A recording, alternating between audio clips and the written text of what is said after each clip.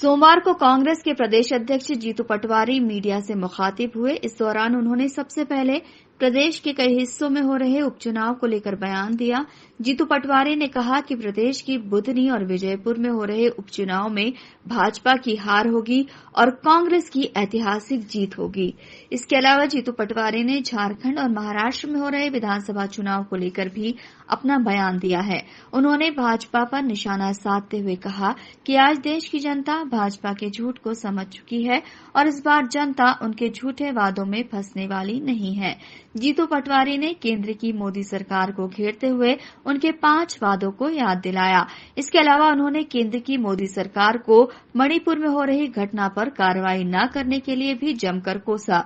जीतू पटवारी ने कहा कि मणिपुर की घटना की दुनिया भर में निंदा हो रही है, लेकिन पीएम मोदी और गृह मंत्री अमित शाह इस मुद्दे पर मौन साधे हुए हैं। अब 2 दिन बचे हैं। अब एक दूसरे को हम जोर जोर से मैंने ये कहा उनने ये कहा, इसका कोई औचित्य बचता नहीं है।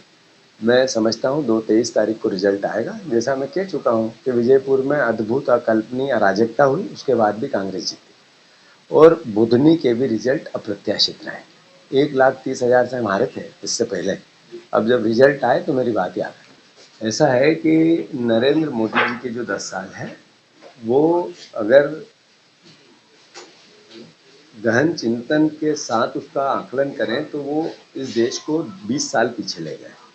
और जहाँ तक मणिपुर की घटना है, प्रधानमंत्री मणिपुर तरफ देखते ही नहीं, न गृह मंत्री देखते हैं।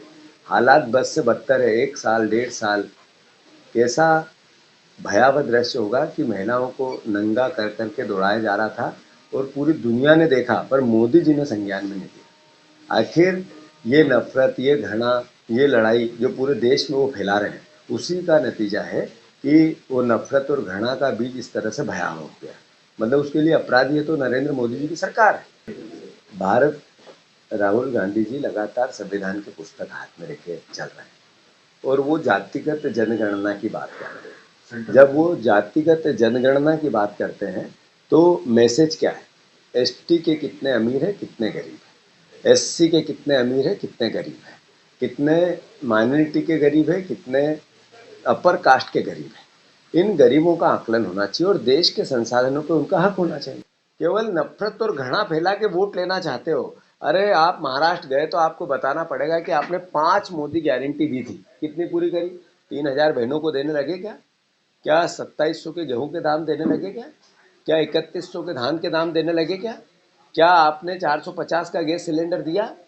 आप विदेश जाना चाहते हैं पर्यटन पे, आप यहाँ इवेंट करना चाहते हो और 100 करोड़ रुपए रोज कर्ज लेना चाहते हैं विज्ञापन देकर, और बंबई में जाके भाषण देना चाहते हो। पहले मध्य प्रदेश की सुख तो ले लो, फिर बंबई जाओ। इसके अलावा भी जीतू पटवारी ने प्रदेश के और भी कई मुद्दों पर बेबाकी से अपनी बात मीडिया के सामने रखी। Bureau report, INN news, Indore.